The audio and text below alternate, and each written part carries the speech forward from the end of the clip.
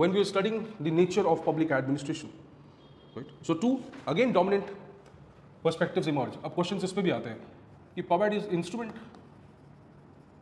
और puppet is institution. Wilson ने क्या पढ़ा? puppet is instrument or puppet is institution?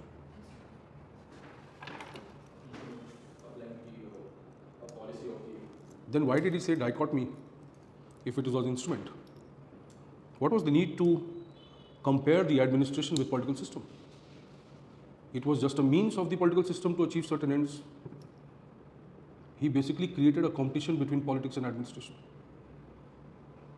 Right? He believed that it was an instrument and it should be converted into institution. तभी तो उसने criticism किया कि what is civil services? It's like puppet in the hands of the state. Political system, right? How do we understand this logic? That he refers to the idea of multitudinous monarch. So Wilson uses the term multitudinous monarch for what? किस लिए किया भाई? अरे इतना serious, इतना stress लेके mains लिखोगे क्या?